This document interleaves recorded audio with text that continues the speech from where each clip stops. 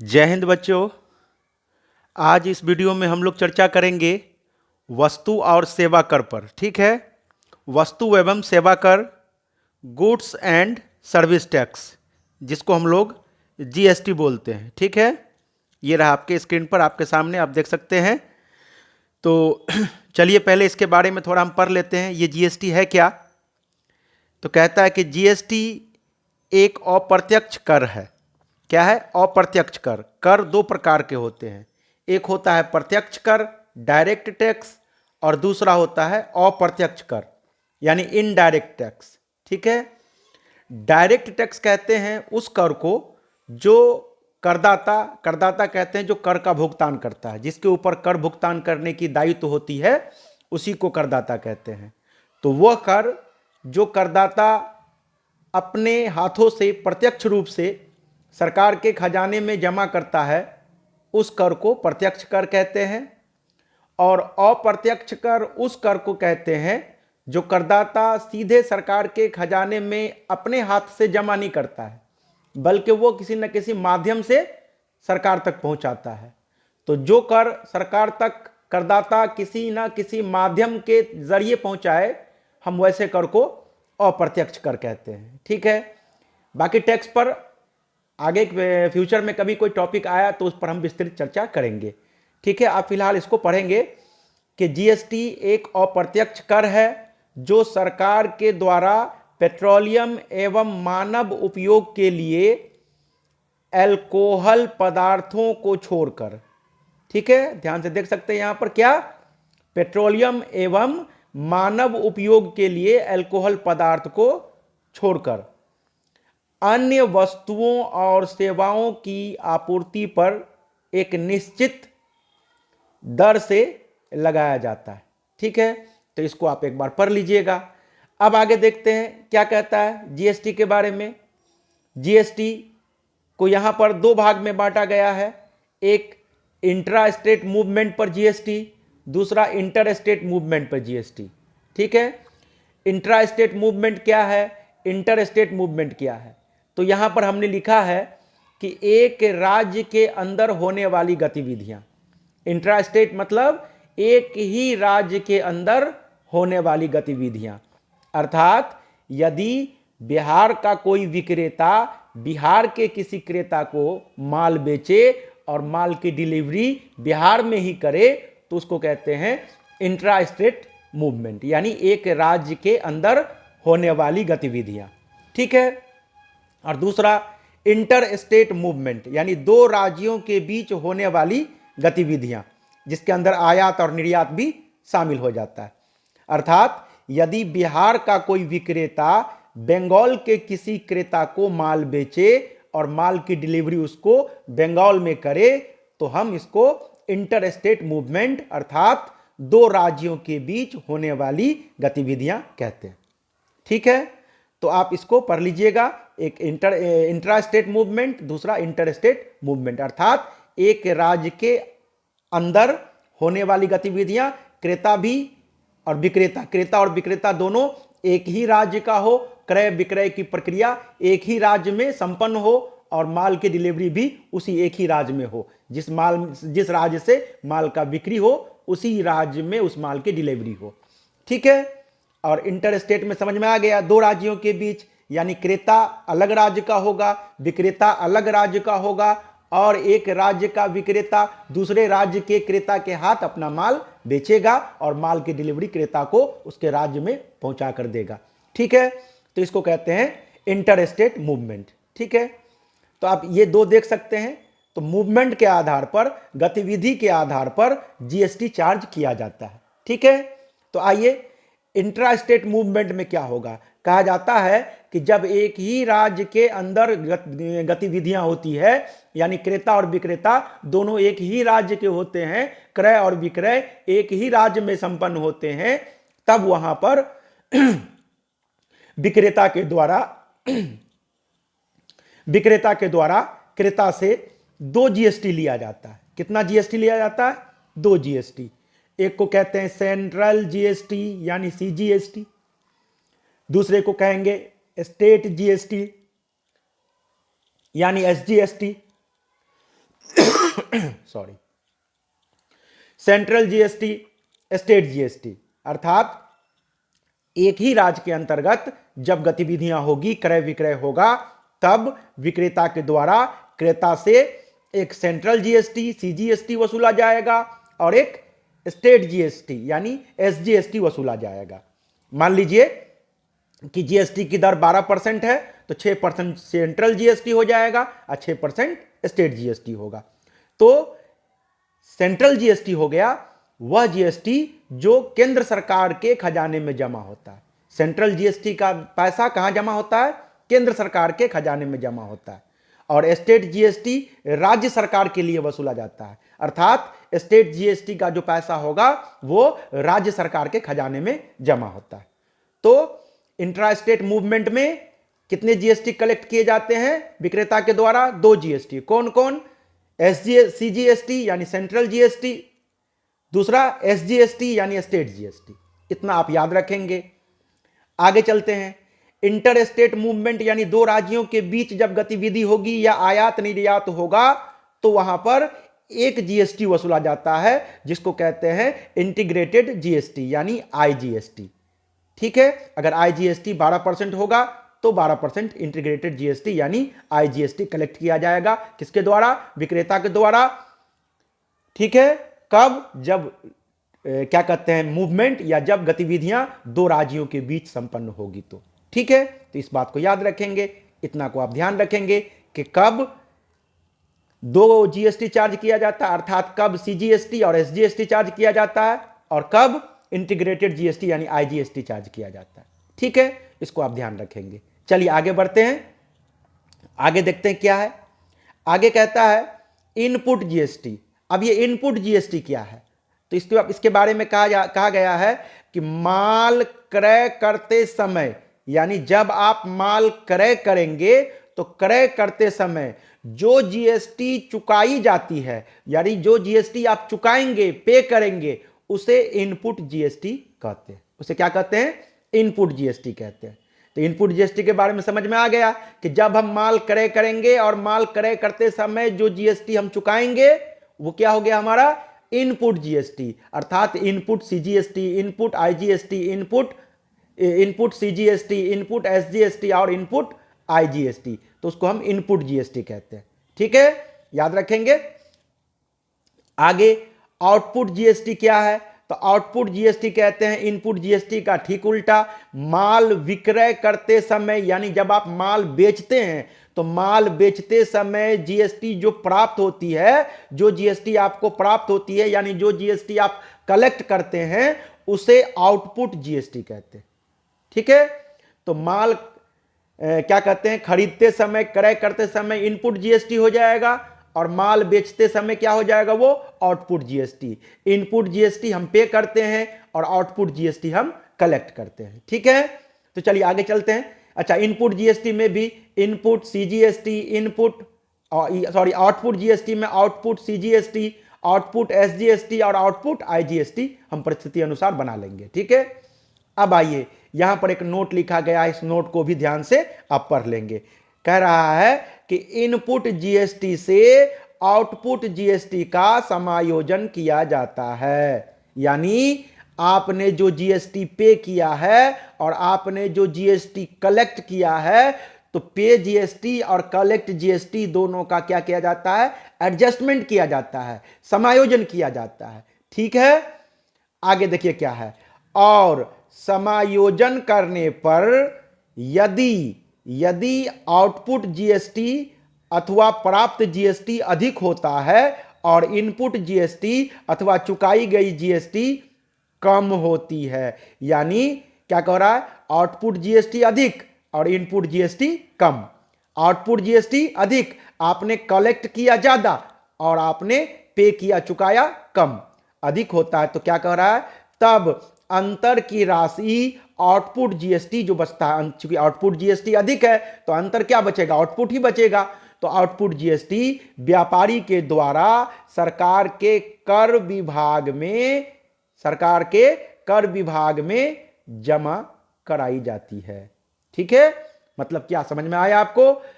Input GST यानी आपने माल बेचकर जीएसटी जो कलेक्ट किया है वो ज्यादा कलेक्ट किया है, और माल क्रय करने पर जो जीएसटी आपने चुकाया है वो उसकी तुलना में कम चुकाया है। मान लेते हैं कि आपने माल बेचकर 1 लाख रुपया जीएसटी कलेक्ट किया और माल क्रय करते समय 75,000 रुपया आपने जीएसटी दिया, चुकाया। तो यहां पर क्या है, आपके द्वारा कलेक्ट जीएसटी, आउटपुट जीएसटी ज्यादा है इनपुट जीएसटी की तुलना में, क्योंकि इनपुट जीएसटी तो 75,000 रुपया है और कलेक्ट आउटपुट जीएसटी कितना है, 1 लाख रुपया।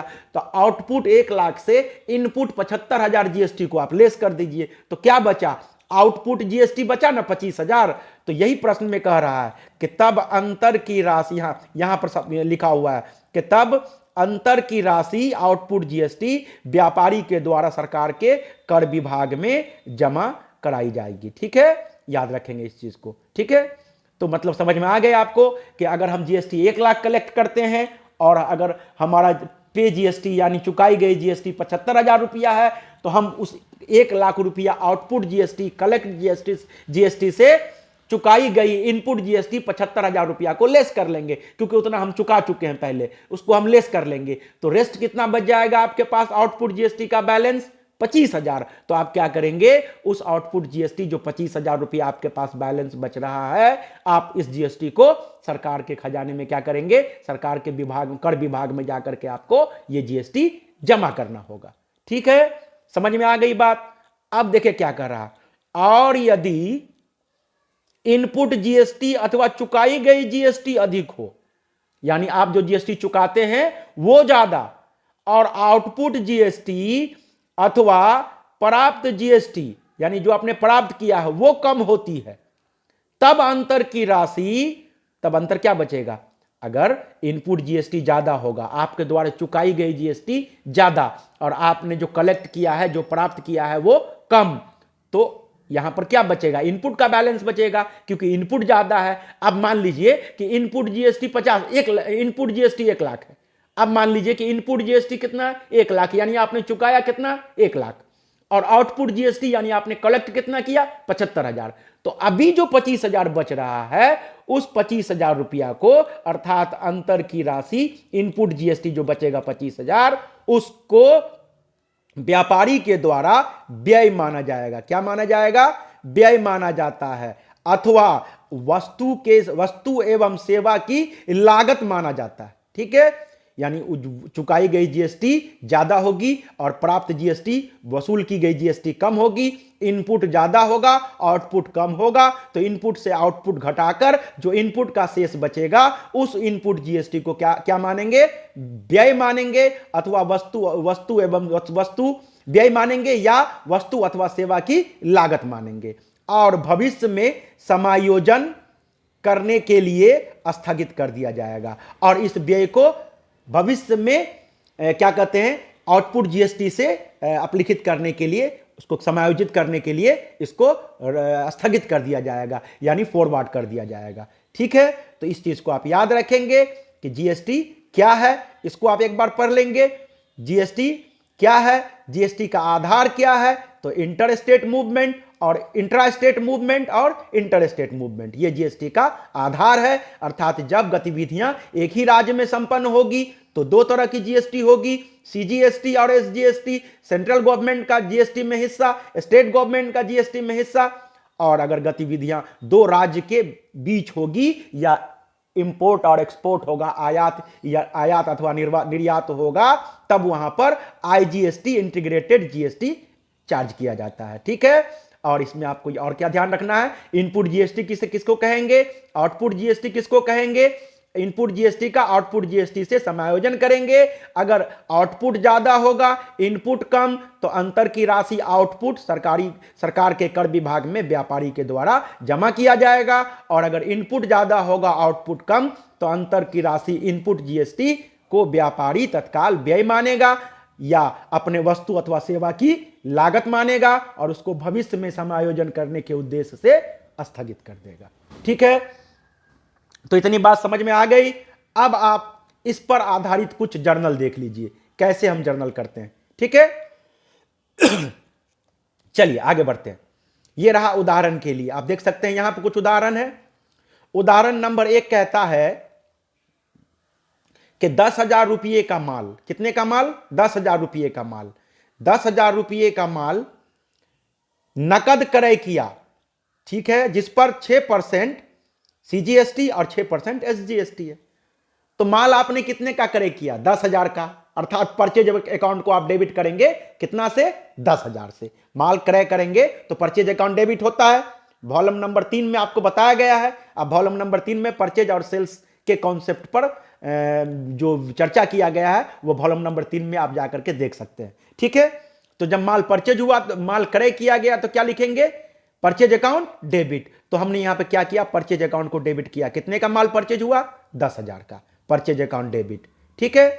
अब हमको जीएसटी यहां पर इनपुट करना होगा, जीएसटी चुकाना होगा। जब माल क्रय करते हैं तो क्रय करते समय जो जीएसटी चुकाई जाती है उसी को इनपुट जीएसटी कहते हैं। यहां हम पहले ही बता चुके हैं आप लोगों को, ठीक है। तो चलिए, इनपुट जीएसटी कितना करना होगा हमको? 6%।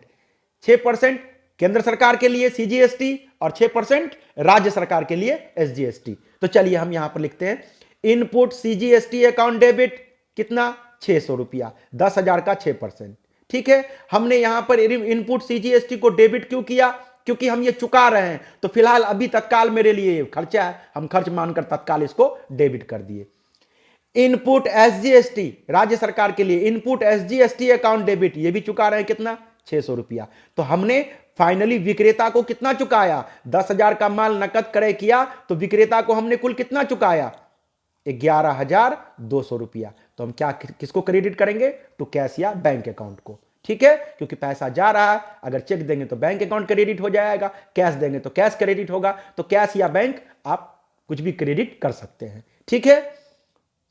तो यहां पर कितना पैसा जाएगा आपका? 11,200 रुपया। तो इस तरह से ये एंट्री बन जाएगा, परचेज अकाउंट डेबिट 10,000 रुपया जिसने का माल हम खरीदे हैं, इनपुट सीजीएसटी अकाउंट डेबिट 600 रुपया, इनपुट एसजीएसटी अकाउंट डेबिट 600 रुपया, 6% दोनों है, टू कैश और बैंक अकाउंट। ओके, तो आप इस एंट्री को नोटबुक में नोट कीजिएगा, देखिएगा, और फिर हम अगले एंट्री पर चर्चा करते हैं, ठीक है। अगला एंट्री देखिए आपके सामने क्या है? 50,000 रुपया का माल मोहन से क्रय किया जिस पर 6% सीजीएसटी और 6% एसजीएसटी है। तो 50,000 का माल आप मोहन से क्रय कर रहे हैं, इसका मतलब उधार क्रय कर रहे हैं। तो जब माल उधार क्रय करेंगे तो भी परचेज अकाउंट डेबिट होगा, नकद करे तो भी परचेज अकाउंट डेबिट, उधार करे तो भी परचेज अकाउंट डेबिट। बस फर्क ये होगा कि नकद क्रय करने पर हमारा पैसा जाएगा तो कैश अकाउंट को क्रेडिट करेंगे, और उधार क्रय करने पर हमारा पैसा नहीं जाएगा तो देने वाले का नाम क्रेडिट करेंगे, ठीक है। तो चलिए देखते हैं क्या एंट्री लिखेंगे। परचेज अकाउंट डेबिट हमने कितने का माल क्रय किया? आप देख सकते हैं 50,000 रुपये का। अब इस पर सीजीएसटी कितना चुकाना है? 6%। एसजीएसटी कितना चुकाना है? 6%। तो क्या करेंगे? इनपुट सीजीएसटी, इनपुट क्यों? क्योंकि हम ये जीएसटी चुका रहे हैं, माल क्रय करते समय ये जीएसटी हम विक्रेता को चुका रहे हैं, इसलिए हम इसको इनपुट जीएसटी कहेंगे। तो input GST, input CGST account debit कितना? 3,000, 50,000 का 6%। इनपुट एसजीएसटी अकाउंट डेबिट कितना? 3,000, ये 50,000 का 6%, दोनों 6% है, ठीक है। यानी ये केंद्र सरकार का जीएसटी, ये राज्य सरकार का जीएसटी, दोनों इनपुट हमने क्या किया? डेबिट कर दिया। और देने वाला कौन यहां पर? चूंकि उधार खरीद रहे हैं तो देने वाला कौन? मोहन। तो मोहन कितना देने वाला है? 50,000 का माल और 3,000 सीजीएसटी, 3,000 आईजीएसटी। तो कुल मिला के मोहन कितना बिल बनाएगा मेरे ऊपर? कुल मिला के मोहन का बिल 56,000 का बनेगा, अर्थात देने वाला मोहन कितना? 56,000 रुपया। तो इस तरह से जब उधार माल क्रय करेंगे तो एंट्री इस तरह बन जाएगा। नकद में उधार में फर्क क्या रहा? फर्क इतना रहा कि नकद में कैश को क्रेडिट किए क्योंकि कैश गया, और उधार खरीदे तो देने वाले का नाम या नाम नहीं रहेगा तो क्रेडिटर्स अकाउंट को हम क्रिएट करेंगे, ठीक है। तो इस तरह से हमारा एंट्री तैयार हो गया। आप देख सकते हैं, इस एंट्री को भी नोट कर लेंगे अपने नोटबुक में। चलिए अगला एग्जाम्पल देखते हैं, एग्जाम्पल नंबर 3। एग्जाम्पल नंबर 3 क्या कहता है? 20,000 रुपये का माल मोहन को वापस किया या लौटाया। चलिए अब हम यहां पर ध्यान देंगे, थोड़ा सा हमको ध्यान देने की जरूरत है क्या? क्योंकि यहां पर अभी हम माल खरीदे थे मोहन से कितना का? 50,000 का, और इसी में से 20,000 का माल हम क्या कर रहे हैं? मोहन को वापस कर रहे हैं। तो जब माल खरीदे थे तो मोहन देने वाला था, अभी मोहन को हम माल वापस कर रहे हैं, तो मोहन कौन होगा? पाने वाला, अर्थात मोहन से अकाउंट डेबिट। मोहन से अकाउंट डेबिट तो लिखेंगे पर अमाउंट नहीं लिखेंगे अभी, ठीक है, अमाउंट अभी नहीं लिखना कितना, अभी सिर्फ मोहन अकाउंट को डेबिट कर दीजिए, ठीक है। अब आगे क्या कहता है कि जब क्रय किया गया माल वापस होगा तो परचेज रिटर्न अकाउंट को क्रेडिट करेंगे।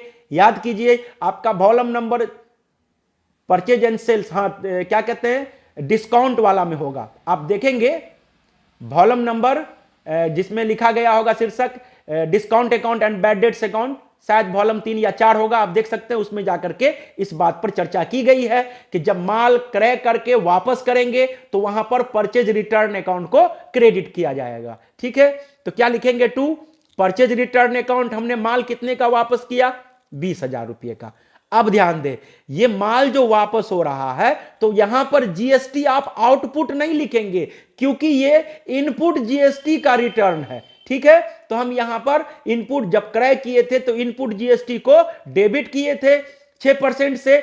अब जब क्रय वापसी होगी, माल वापस जाएगा तो हम इनपुट जीएसटी को ही क्रेडिट करेंगे। याद रखिएगा, माल बेचेंगे तो आउटपुट जीएसटी होगा, क्रय किया गया माल, जब माल क्रय करेंगे तो जीएसटी चुकाएंगे, अर्थात इनपुट जीएसटी डेबिट होगा। और जब क्रय किया गया माल वापस करेंगे, ठीक है, तो वहां पर क्या कहते हैं, इनपुट जीएसटी को ही क्रेडिट करेंगे। यहां पर आउटपुट जीएसटी नहीं लिखेंगे क्योंकि ये क्रय किए गए माल की वापसी है, इनपुट जीएसटी में कमी हो रही है। तो इनपुट जीएसटी में कमी करने के लिए इनपुट जीएसटी को क्या करेंगे, क्रेडिट करेंगे। तो एंट्री आपका हो जाएगा मोहन से account debit, to purchase return account 20,000, to input GST credit होगा यहां पर कितना, 1200, 20,000 का 6% 1200, और टू इनपुट एसजीएसटी 20,000 का 6% 1200। अब ये सब जोड़ करके हम मोहन को डेबिट करेंगे कितना, 22,400, अर्थात 56,000 में से 22,400 का माल आपने वापस कर दिया, ठीक है। यानी माल का मूल्य 50,000 में 20,000 वापस हुआ और जीएसटी कितनी लेस हो गई, जीएसटी कितना रिड्यूस हो जाएगा, जीएसटी कितना कम हो जाएगा, तो इस 3,000 में से 1200 कम हो जाएगा, इस 3,000 में से भी 1200 कम हो जाएगा। तो हमने इनपुट जीएसटी को कम किया है, हमारा इनपुट जीएसटी डेबिट है, उसको हमने कम किया, तो उसको कम करने के लिए हमने क्या किया, इनपुट जीएसटी को क्रेडिट कर दिया, ठीक है। तो रिटर्न में, परचेज में जो इनपुट जीएसटी लगेगा तो रिटर्न में भी, इन परचेज रिटर्न में भी इनपुट जीएसटी ही क्रेडिट होगा। इस बात को आप याद रखेंगे, ठीक है, इस बात को लिख लेंगे आप ध्यान से, मिस्टेक ना हो, गलती ना हो जाए आपसे, ठीक है। तो इसको पढ़ेंगे अच्छे से और इसको देखेंगे। अब चलिए हम अगले एंट्री पे चर्चा करते हैं। अगला एंट्री नंबर 4, आप देख सकते हैं यहां एंट्री नंबर 4 क्या कहता है, 30,000 रुपये का माल नकद बेचा जिस पर 6% सीजीएसटी और 6% एसजीएसटी है। तो 30,000 का माल आप नकद बेच रहे हैं, माल बेचेंगे तो पैसा आएगा कैश और बैंक अकाउंट डेबिट। अब कितना पैसा आएगा अभी इसको नहीं लिखेंगे क्योंकि माल का कीमत भी आएगा और जीएसटी भी आएगा। तो माल का कीमत जीएसटी सब जोड़ के ना डेबिट करेंगे, सब मिला के जितना पैसा आएगा उसको डेबिट करेंगे। तो अभी आप इसको डेबिट नहीं करेंगे, मतलब कि अमाउंट को डेबिट नहीं करेंगे, सिर्फ लिखेंगे कैश अकाउंट डेबिट, ठीक है। अब जब माल बेचते हैं तो क्या लिखते हैं, टू सेल्स अकाउंट। जब माल बिक्री होती है तो क्या लिखते हैं, to sales account. Volume number 3 में जाके देखेंगे तो उसमें चर्चा किया गया है। तो टू सेल्स अकाउंट कितना हो जाएगा, कितने का माल हमने बेचा, 30,000 रुपये का। अब इस बिक्री के समय हम क्या करते हैं, जीएसटी कलेक्ट करते हैं, हमें क्रेता से जीएसटी की प्राप्ति होती है, तो इसको कहते हैं आउटपुट जीएसटी। क्या कहते हैं, आउटपुट जीएसटी। और चूंकि यह जीएसटी हम कलेक्ट करते हैं तो तत्काल ये मेरा इनकम है, तत्काल ये मेरा इनकम है। भले बाद में समायोजन करके जो पैसा बचेगा शेष आउटपुट जीएसटी का, वो हम सरकारी विभाग में, कर विभाग में जमा करेंगे, लेकिन तत्काल ये मेरा इनकम है, ये हम कलेक्ट कर रहे हैं, ठीक है। तो हम कलेक्ट कर रहे हैं कितना, टू आउटपुट सीजीएसटी 1800, 30,000 का 6%, और टू आउटपुट एसजीएसटी कितना, 1800, ठीक है। तो हम इसको कलेक्ट किए। यहां पर क्या कहते हैं, एंट्री क्या बना हमारा, कैश और बैंक अकाउंट डेबिट, ये सब जोड़ करके कितना, 33,600, to sales account 30,000, to output CGST 1800, और टू आउटपुट एसजीएसटी कितना, 1800। तो इस तरह से ये हमारा नकद बिक्री वाला एंट्री कंप्लीट हो जाएगा। आप इसको देखेंगे अच्छे से, ठीक है। अब अगला एंट्री देखते हैं। अगला एंट्री क्या कहता है, ये रहा, आप देखिए 5वां एंट्री कहता है 1 लाख रुपये का माल राजन को बेचा। किसको बेचा, राजन को, जिस पर 6% सीजीएसटी और 6% SGST। ठीक है, तो यहां पर आप माल राजन को बेच रहे हैं, मतलब क्या, उधार बेच रहे हैं। तो जब माल आप उधार बेचेंगे तो पैसा तो नहीं आएगा, पाने वाले का नाम डेबिट करेंगे। तो पाने वाला कौन है हमारा, राजन। माल पाने वाला कौन, राजन। तो हमने राजन से अकाउंट को डेबिट किया। अभी अमाउंट नहीं लिखेंगे, राजन अकाउंट को डेबिट करेंगे। बेचे गए माल के मूल्य प्लस उसके अगेंस्ट चार्ज की जाने वाली GST सब मिला के उसको डेबिट करेंगे। इसलिए अभी राजन से अकाउंट डेबिट कर दिए। अब देखें, माल बेचेंगे तो क्या लिखेंगे, टू सेल्स अकाउंट। सेल्स तो क्रेडिट होगा ही, चाहे नगद बेचे या उधार। क्या लिखेंगे, टू सेल्स। कितना का माल बेचा, 1,00,000 रुपये का। और टू माल बेचेंगे तो GST कलेक्ट होगा। तो बिक्री के समय जो GST वसूल की जाती है उसको आउटपुट GST कहते हैं। तो टू आउटपुट CGST अकाउंट कितना, 6,000। और टू आउटपुट SGST अकाउंट कितना, 6,000 रुपया। तो इस तरह से आप राजन कितना पाने वाला रहा, 1,12,000। राजन के नाम पर कितने का बिल बनाएंगे, cost of goods plus CGST plus SGST। तो कितना, 1,12,000 रुपये का। तो राजन एंट्री क्या बनेगा, राजन से account debit 1,12,000, to sales account 1,00,000, और टू आउटपुट CGST 6,000, और टू आउटपुट SGST अकाउंट 6,000 रुपया। तो देख सकते हैं आप, यहां पर हमने उधार माल बेचा तो किस तरह हमने एंट्री की। अब ध्यान देंगे, अब जो है यहां पर देखते हैं हम लोग क्या है अगला एंट्री। 10,000 रुपये का माल राजन ने वापस किया। अब ध्यान रखेंगे, यहां पर जिस तरीके से हम माल क्रय किए थे, तो माल क्रय करने पर इनपुट GST डेबिट हुआ था। माल क्रय किया गया माल वापस करने पर क्या किए थे, इनपुट GST को क्रेडिट कर दिए थे। ठीक उसी तरीके से जब हम माल बेचते हैं तो आउटपुट GST क्रेडिट होता है। माल बेचते हैं तो GST कलेक्ट होता है, आउटपुट GST क्रेडिट होता है। और जब क्रय किया जब माल बेचते हैं तो GST आउटपुट GST क्या होता है, क्रेडिट होता है। और जब बेचा गया माल हमको कोई वापस करता है, लौट के आता है, तो हम उसी आउटपुट GST को पुनः डेबिट कर देते हैं। जो तरीका, जो कॉन्सेप्ट परचेज और परचेज रिटर्न पर अप्लाई किए थे, ठीक वही कॉन्सेप्ट हम सेल्स एंड सेल्स रिटर्न पर अप्लाई करेंगे, ध्यान रखिएगा। तो चलिए देखते हैं, माल बेचा हुआ माल वापस आएगा तो क्या होगा, कौन अकाउंट डेबिट करेंगे, सेल्स रिटर्न अकाउंट डेबिट। कितने का माल वापस आया, आप कहेंगे 10,000 का। सेल्स रिटर्न अकाउंट डेबिट कितना लिखेंगे, 10,000। और आउटपुट GST अकाउंट डेबिट, क्योंकि जब माल बेचे थे तो आउटपुट GST क्रेडिट हुआ था। आप यहां देख सकते हैं, राजन को माल बेचे थे तो आउटपुट GST क्रेडिट हुआ था। आज जब राजन माल वापस करेगा तो क्या करेंगे, इसी आउटपुट GST को डेबिट करेंगे, वापस किए गए माल के मूल्य का 6%। ठीक है, तो यहां पर क्या होगा, सेल्स रिटर्न अकाउंट डेबिट कितना, 10,000। आउटपुट CGST अकाउंट डेबिट कितना, 600। आउटपुट SGST अकाउंट डेबिट कितना, 600। और टू देने वाला कौन, राजन। यानी राजन कितने का माल वापस कर रहा है, 11,200 का।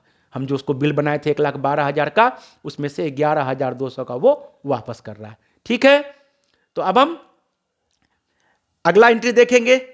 अगले ये एंट्री आप ध्यान से देखिएगा, क्रय वापसी और विक्रय वापसी वाला एंट्री। ऐसा ना हो कि क्रय वापसी वाला एंट्री में आप इनपुट आउटपुट कर दे और आउटपुट GST को क्रेडिट कर दे, या विक्रय वापसी वाला एंट्री में आप इनपुट GST को डेबिट कर दे। तो इस तरह सवाल गलत हो जाएगा। आप याद रखेंगे, क्रय वापसी क्रय से ही क्रय वापसी होगा और विक्रय से ही विक्रय वापसी होगा। ठीक है, चलिए अगला एंट्री कहता है 15,000 रुपया व्यय का भुगतान किया, जिस पर 6% CGST और 6% SGST। चलिए 15,000 रुपया व्यय भुगतान करेंगे, तो हानि और खर्च व्यय को क्या करते हैं, डेबिट करते हैं। चलिए एंट्री करते हैं, एक्सपेंसेज अकाउंट डेबिट कितना, 15,000। अब ये एक्सपेंस लीगल एक्सपेंस हो सकता है, ट्रैवलिंग एक्सपेंस हो सकता है। तो जो एक्सपेंस रहेगा हम वो उस एक्सपेंस पर्टिकुलर उस एक्सपेंस का नाम लिखेंगे। फिलहाल हमने क्या लिखा, एक्सपेंसेज अकाउंट डेबिट कितना, 15,000। कितना व्यय था, 15,000। अच्छा, अब यहां पर GST हम चुकाएंगे तो GST इनपुट होगा। इनपुट CGST अकाउंट डेबिट कितना, 15 छक्के 90, 900 रुपया। इनपुट SGST अकाउंट डेबिट कितना, 900, यानी 15,000 का 6%। और सब मिला करके हमको पेमेंट कितना करना होगा व्यय के रूप में, टू कैश या बैंक अकाउंट कितना, 16,800 रुपया। तो इस तरह से व्यय भुगतान करने वाला एंट्री हम कर सकते हैं। अगला एंट्री देखिए, यहां पर 8 नंबर एंट्री कहता है 10,000 रुपये का मशीन खरीदा जिस पर 12% आईजीएसटी है। अब देखें यहां पर 12% आईजीएसटी है, अर्थात हम मशीन दूसरे राज्य के किसी क्रेता से, दूसरे राज्य के किसी विक्रेता से खरीद रहे होंगे, तभी आईजीएसटी चार्ज हो रहा है। तो आईजीएसटी के लिए क्या करना है, बस जैसे सीजीएसटी एसजीएसटी लिखते थे वैसे ही अभी आईजीएसटी लिखना है, और इनपुट और आउटपुट का वही कॉन्सेप्ट रहेगा, खरीदेंगे तो इनपुट, बेचेंगे तो आउटपुट। ठीक है, तो चलिए देखते हैं। मशीनरी क्रय करेंगे 10,000 रुपये का, तो क्या होगा, मशीन आएगा, मशीनरी अकाउंट डेबिट, कितने का मशीन आएगा, 10,000 रुपये का।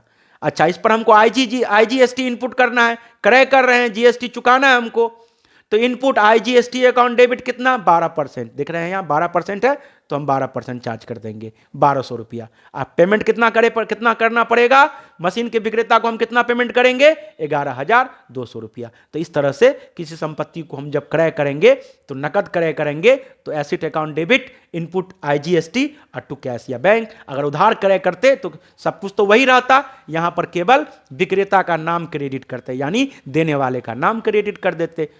तो आप देख सकते हैं इस तरह से संपत्ति क्रय करने पर। आगे देखते हैं अगला एंट्री, 15,000 रुपये का पुराना फर्नीचर जिस पर 12% आईजीएसटी है। पुराना फर्नीचर हमने बेचा है जिस पर 12% आईजीएसटी है। तो यहां पर फर्नीचर हम बेचेंगे तो पैसा आएगा, पैसा आएगा तो कैश या बैंक अकाउंट को डेबिट करेंगे, लेकिन अमाउंट अभी नहीं लिखेंगे क्योंकि पैसा तो आपको 15,000 रुपया ये आएगा फर्नीचर का मूल्य, प्लस उस पर आईजीएसटी, जो आईजीएसटी 12% है वो मिला करके, वो जोड़ करके आएगा। तो फिलहाल हम कैश अकाउंट को या बैंक अकाउंट को डेबिट लिख देंगे, और हमारा क्या गया, फर्नीचर गया। तो टू फर्नीचर अकाउंट कितना गया, 15,000 रुपये का। और यहां पर हम चूंकि बेच रहे हैं, जीएसटी हम वसूल करेंगे, कलेक्ट करेंगे, तो क्या हो जाएगा, आउटपुट। तो टू आउटपुट आईजीएसटी कितना, 1800, 15,000 का 12% कितना, 1800, सब मिलाकर कैश कितना कलेक्ट होगा, 16,800। यही फर्नीचर अगर हम किसी को उधार बेचते तो फर्नीचर तो क्रेडिट होता ही, आउटपुट आईजीएसटी क्रेडिट होता ही, हम केवल कैश या बैंक अकाउंट को डेबिट नहीं करते क्योंकि कैश नहीं आता। कैश या बैंक अकाउंट की जगह पर हम क्या करते, माल पाने वाला, यानी इस फर्नीचर को पाने वाला, जिसको हम फर्नीचर बेचते उस पाने वाले का नाम डेबिट कर देते। ठीक है, तो इस तरह से संपत्ति उधार क्रय विक्रय हम कर सकते हैं। आप इस एंट्री को ध्यान से देख लीजिएगा। अब आइए हम जीएसटी का समायोजन करते हैं। देखिए यहां हमने यहां पर जीएसटी का समायोजन किया। कैसे समायोजन किया, इसको जरा आप ध्यान से देख ले। हमने लिखा आउटपुट जीएसटी, फिर इधर लिखा इनपुट जीएसटी। हमने लिखा आउटपुट जीएसटी वह जीएसटी जो हमने प्राप्त किया है, इनपुट जीएसटी वह जीएसटी जो हमने चुकाया है। ठीक है, अब देखें यहां पर ऊपर से आप देखें पहला एंट्री से, तो पहला एंट्री आप अगर नोट करेंगे, आप नोट करके देखेंगे तो आपको ध्यान समझ में आएगा कि पहला एंट्री किए हैं आप माल क्रय करने के लिए, नकद माल क्रय करने के लिए, जिस पर आप जीएसटी, आप जिस पर पहला एंट्री माल नकद क्रय करने के लिए किए हैं, तो नकद क्रय करने पर आपने 600 रुपया जीएसटी चुकाया है। पहला एंट्री आप देख लेंगे, पहला एंट्री यहां से हम दिखा देते हैं आप लोगों को। पहला एंट्री है ना, purchase account debit purchase account debit, input GST, input SGST, input CGST, input SGST 600 से डेबिट हुआ। तो 600 से डेबिट हुआ है ना, इनपुट सीजीएसटी और इनपुट एसजीएसटी। क्या हुआ है, ये 600 से क्या हुआ है, डेबिट हुआ है। क्या हुआ है, ये 600 से डेबिट हुआ है। आप याद रखेंगे ये डेबिट हुआ, डेबिट कर दिए। उसके बाद हम इनपुट में लिख रहे हैं, इनपुट था तो इनपुट में लिख रहे हैं। अगला आप देखेंगे एंट्री नंबर 2, एंट्री नंबर 2 में भी इनपुट हुआ है, सीजीएसटी एसजीएसटी कितना, 3,000 डेबिट हुआ है। तो हम अगला एंट्री, अगला पोस्टिंग भी अगला हम यहां पर इनपुट में ही लिखेंगे 3,000, और ये भी क्या हुआ है, डेबिट हुआ है। यानी इनपुट जीएसटी तो अक्सर डेबिट ही होता है, तो यहां पर हम डेबिट कर दिए। आगे देखें तीसरा एंट्री। अब जब तीसरा एंट्री देखेंगे तो इनपुट जीएसटी क्रेडिट हुआ है, क्रय वापसी के लिए इनपुट जीएसटी क्या हुआ, क्रेडिट हुआ है। तो डेबिट में से क्रेडिट घट जाता है, कितना, 1200 और 1200। तो चलिए हम लिखेंगे इसको इनपुट जीएसटी के ग्रुप में ही, हम यही लिखेंगे इनपुट जीएसटी में ही 1200, लेकिन माइनस में लिखेंगे परचेज रिटर्न का। क्यों, क्योंकि ये क्रेडिट हुआ है। क्या हुआ है, ये क्रेडिट हुआ है। आगे चलते हैं, देखते हैं अगला क्या है। चौथा एंट्री, आउटपुट जीएसटी क्रेडिट हुआ, कितना, 1800। Output CGST, output SGST, credit हुआ है कितना 1800 1800। तो अब आइए आउटपुट जीएसटी की बारी है। आउटपुट सीजीएसटी, आउटपुट एसजीएसटी क्या हुआ है, यहां पर ये क्रेडिट हुआ है। ठीक है, हम समझने के लिए, आपको समझाने के लिए हम यहां पर क्रेडिट लिख रहे हैं। आगे देखिए, चौथा एंट्री देख लिया, चौथा एंट्री हो गया। पांचवा एंट्री देखें, पांचवा एंट्री में भी आउटपुट जीएसटी क्या हुआ है, क्रेडिट हुआ है। आउटपुट जीएसटी क्या हुआ है, क्रेडिट हुआ है। कितना 6000। पांचवा एंट्री आउटपुट जीएसटी क्रेडिट कितना 6000। कौन जीएसटी, आउटपुट जीएसटी। तो आउटपुट के लिस्ट में हम लिखे यहां पर 6000, 6000 क्या हुआ है, ये भी क्रेडिट हुआ है। ठीक है, अब आगे चलते हैं। छठा एंट्री देखिएगा, छठा एंट्री देखिए, यहां पर आउटपुट जीएसटी डेबिट हुआ है। क्यों, क्योंकि सेल्स रिटर्न हुआ है। तो आउटपुट जीएसटी क्या हुआ है, डेबिट हुआ। कितना 600, 600। तो क्रेडिट के लिस्ट में डेबिट माइनस बन के जाएगा। यहां देखिए सेल्स रिटर्न 600 और 600, हमने क्या किया, इसको माइनस में लिखा। क्यों, क्योंकि क्रेडिट को क्रेडिट वाले लिस्ट में डेबिट अपना माइनस के फॉर्म में ही, निगेटिव फॉर्म में ही रहता है। ठीक है, तो हमने इसको डेबिट कर दिया, डेबिट हुआ था। आगे देखिए आप, छठा एंट्री हो गया। सातवां एंट्री 15,000 रुपया व्यय का भुगतान किया, जिस पर input GST, CGST, input SGST क्या हुआ है, डेबिट हुआ है। कितना 900, 900 इनपुट। चलिए, तो इसको इनपुट में लिखेंगे, ये रहा इनपुट 900, 900 क्या हुआ है, डेबिट हुआ है। तो इसको हम डेबिट में लिखेंगे, डेबिट लिख दिए यहां पर। इस तरह से आगे देखते हैं। सातवां एंट्री हो गया। अब आठवां एंट्री की बात करें तो आप कहिएगा सर आठवां एंट्री में तो आईजीएसटी है, सीजीएसटी और एसजीएसटी तो नहीं है। चलिए ठीक है, छोड़ देते हैं इसको, क्योंकि आईजीएसटी का अलग कैलकुलेशन होगा। आगे नौवां एंट्री, नौवां एंट्री में भी आईजीएसटी है, तो इसको भी छोड़ देते हैं, क्योंकि इसमें भी सीजीएसटी या एसजीएसटी नहीं है। जहां सीजीएसटी मिलेगा, जहां सीजीएसटी एसजीएसटी मिलेगा उसी पर हम फोकस करेंगे। सीजीएसटी या एसजीएसटी इनपुट होगा तो इनपुट के साइड में उसको लिखेंगे, आउटपुट होगा तो आउटपुट के साइड में लिखेंगे। ठीक है, तो चलिए अब हम इसको एडजस्ट कर लेते हैं, देखते हैं ये टोटल कितना होता है। तो क्रेडिट क्रेडिट जुड़ जाएगा, डेबिट घट जाएगा। तो सीजीएसटी कितना बचा यहां पर 7200, कौन क्या, आउटपुट। यहां पर एसजीएसटी कितना बचेगा 7200, कौन वाला, आउटपुट वाला। और उसी तरीके से इनपुट वाले का टोटल करेंगे तो ये 600, ये 3000, ये 900, सारा डेबिट जुड़ जाएगा, क्रेडिट घट जाएगा। तो कितना बचेगा 3300 सीजीएसटी। एसजीएसटी कितना बचेगा, ये भी 3300 बचेगा। ये क्या है, इनपुट। तो आप देख सकते हैं आउटपुट यहां पर ज्यादा है ना, आउटपुट ज्यादा, आउटपुट 7200 है, यानी प्राप्त आपने ज्यादा किया। आपने प्राप्त किया जीएसटी कितना, कलेक्ट किया जीएसटी कितना 7200, और आपने चुकाया है कितना जीएसटी 3300। तो बताइए प्राप्त किए गए जीएसटी में से चुकाई गई जीएसटी का समायोजन आप कर लेंगे, 7200 में से 3300 आप लेस कर देंगे, फाइनली जो बचेगा वो आप सरकार के खजाने में जमा कीजिएगा ना। ये बताया गया था आपको ऊपर में कि अगर इनपुट जीएसटी ज्यादा होगा, आउटपुट जीएसटी कम होगा, तो इनपुट जीएसटी से आउटपुट जीएसटी को घटाकर अंतर की राशि जो आउटपुट जीएसटी बचेगी उसको व्यापारी सरकार के विभाग में जाकर के, कर विभाग में जाकर के जमा करता है। ठीक है, तो यहां पर क्या है, आउटपुट जीएसटी ज्यादा है, तो क्या करेंगे एंट्री समायोजन के लिए, यहां आप ध्यान से देखें एंट्री को, आउटपुट ज्यादा है तो क्या करेंगे, आउटपुट क्या हुआ, हमेशा आउटपुट जीएसटी आपका कौन बैलेंस, आउटपुट जीएसटी का। अगर आउटपुट जीएसटी के बैलेंस की बात करें तो आपका क्रेडिट बैलेंस है ये, और इनपुट जीएसटी के बैलेंस की अगर बात करें तो ये आपका कौन बैलेंस होगा, ये आपका डेबिट बैलेंस है, क्योंकि देखेंगे आपका डेबिट ज्यादा है तो डेबिट बैलेंस है, इसमें क्रेडिट ज्यादा है तो कौन बैलेंस है, क्रेडिट बैलेंस। तो क्या करेंगे, क्रेडिट को डेबिट कर देंगे, यानी आउटपुट जीएसटी को क्या करेंगे, डेबिट कर देंगे, यानी output CGST account debit, output SGST account debit करेंगे, और जो डेबिट है उसको क्या करेंगे, क्रेडिट करेंगे, यानी input CGST to input CGST account और टू इनपुट एसजीएसटी अकाउंट। आइए एंट्री देखिए यहां पर आप, हमने क्या लिखा, output CGST account debit. Debit क्यों किया, क्योंकि ये क्रेडिट बैलेंस है, डेबिट करेंगे तो समायोजित होगा। आउटपुट सीजीएसटी अकाउंट डेबिट कितना 7200, आउटपुट एसजीएसटी अकाउंट डेबिट कितना 7200। डेबिट कितना किया हमने, तो इस दोनों को जोड़कर हम यहां पर दिखाए हैं, यहां पर लिख करके 14400 होगा ना, 7200 दुना कितना हो जाएगा 14400। अब ये इनपुट जीएसटी क्या था, डेबिट था, तो इसको क्या करेंगे, क्रेडिट करेंगे। तो टू इनपुट सीजीएसटी कितना 3300, आप देख सकते हैं 3300, टू इनपुट एसजीएसटी कितना 3300। आप देख सकते हैं यहाँ 3300, ये दोनों 3300 को जोड़ के हम यहाँ ले आए, कितना 6600। तो 14400 जो आप कलेक्ट किए हैं उसमें 6600 जो आपने चुकाया है उसको आप लेस कर लीजिए, एडजस्ट कर लीजिए। एडजस्ट करने के बाद आपके पास कितना बचेगा बैलेंस? 7800 रुपया। क्या बचेगा? 7800 रुपया। क्या कौन जीएसटी? ये आपका बच जाएगा आउटपुट जीएसटी। ठीक है, तो आउटपुट जीएसटी जो बच गया कितना? 7800 रुपया। आप क्या करेंगे? यह आप सरकार के खजाने में, सरकार के कर विभाग में जाकर आप इसको जमा करेंगे। तो क्या हो जाएगा? To bank account. क्या लिखेंगे? To bank account. असल में यह आपका अंतर है। क्या है आपका? ये अंतर निकला है, बैलेंसिंग फिगर। हम समझने के लिए यहां पर आप लोगों को लिख देते हैं। यह असल में क्या है? हमारा बैलेंसिंग फिगर है। क्या है? बैलेंसिंग फिगर, अंतर की रकम। तो अंतर कितना निकल जाएगा? इसमें से इसको घटा देंगे तो क्या बच जाएगा? 7800। तो वो हम पे करेंगे किसको? सरकार को। सरकार के कर विभाग में जमा करेंगे। तो उसके लिए क्या लिखेंगे? To bank account.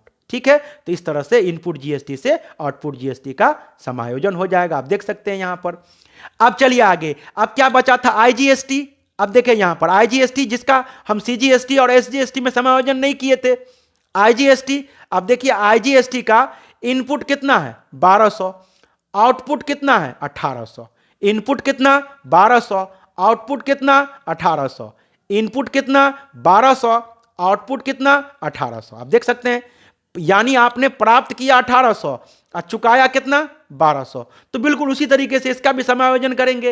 एंट्री हो जाएगा इनपुट आईजीएसटी से आउटपुट आईजीएसटी का समायोजन करने पर। चलिए, तो क्या हो जाएगा? आउटपुट आईजीएसटी अकाउंट डेबिट कितना? 1800। प्राप्त जीएसटी ज्यादा है, तो क्या लिखेंगे? आउटपुट आईजीएसटी अकाउंट डेबिट कितना? 1800 टू इनपुट आईजीएसटी अकाउंट कितना? 1200। अब बैलेंसिंग फिगर 1800 में से 1200 घटा के जो बचेगा आप उसको आप क्या करेंगे? सरकार के कर विभाग में जमा करेंगे। तो क्या लिखेंगे? To bank account. अर्थात ये भी आपका बैलेंसिंग फिगर है, ये भी आपका अंतर के रूप में निकलेगा। लिखना जरूरी नहीं, हम समझाने के लिए यहां पर लिख दिए। तो इस तरह से आप जीएसटी का समायोजन भी कर सकते हैं। आप देख सकते हैं यहां पर कुल मिलाकर के 10-11 एग्जाम्पल दिया गया। आप इस सारे एग्जाम्पल को एक एक करके पढ़ेंगे। हम थोड़ा जल्दबाजी में वीडियो बना रहे हैं क्योंकि लाइट कटा हुआ है और गर्मी बहुत ज़्यादा है। ठीक है, तो आप लोग इसको अपने से नोटबुक पर नोट करेंगे और नोट करने के बाद एक एक एग्जाम्पल पर, एक एक एंट्री पर आप लोग देखेंगे, ध्यान देंगे। और अगर कुछ प्रॉब्लम होगी, कुछ समस्या होगी तो आप हमें कमेंट बॉक्स में लिखकर अपनी समस्या को पूछेंगे। हम आपकी समस्या का जवाब देंगे, आपकी समस्या का हम समाधान करेंगे। तो इस तरीके से ये रहा आपका जीएसटी से रिलेटेड कॉन्सेप्ट। जीएसटी, वैसे जीएसटी एक अथाह समुद्र है। इसके बारे में आप पूरा किताब, इसका पूरा बुक्स आया हुआ है। तो पूरा बुक्स अभी आपके लिए नहीं है क्योंकि अभी आप 11th स्टैंडर्ड में हैं। तो अभी आपको पूरा किताब यानी जीएसटी के बारे में बहुत डीप जाने की जरूरत नहीं है। आप केवल इतना जान ले, इतना समझ ले कि इससे रिलेटेड आप एंट्री कर सकें, जीएसटी क्या है वो समझ सकें, और जीएसटी के कितने प्रकार हैं वो समझ में आ गया आपको। और इनपुट जीएसटी, आउटपुट जीएसटी क्या है ये आप समझ गए। और फिर कौन से इनपुट जीएसटी को, आउटपुट जीएसटी को, इनपुट जीएसटी को क्यों डेबिट करते हैं, आउटपुट जीएसटी को क्यों क्रेडिट करते हैं, ये समझ में आ गया। इनपुट जीएसटी और आउटपुट जीएसटी का हम समायोजन कैसे करते हैं, तो इतनी बात आप ध्यान देंगे। आप 11th स्टैंडर्ड के अकॉर्डिंग इतना आपके लिए काफ़ी है। आपके सिलेबस में बस इतना ही है, आप इतना ही अभी ध्यान देंगे। ठीक है, तो अब हम इस वीडियो को यहीं पर समाप्त करते हैं और फिर अगले वीडियो में नए किसी कॉन्सेप्ट को लेकर के हम अगले वीडियो में आएंगे। अगले वीडियो में फिर हम नए किसी कॉन्सेप्ट पर चर्चा करेंगे। तब तक के लिए विदा लेते हैं। जय हिंद, जय भारत।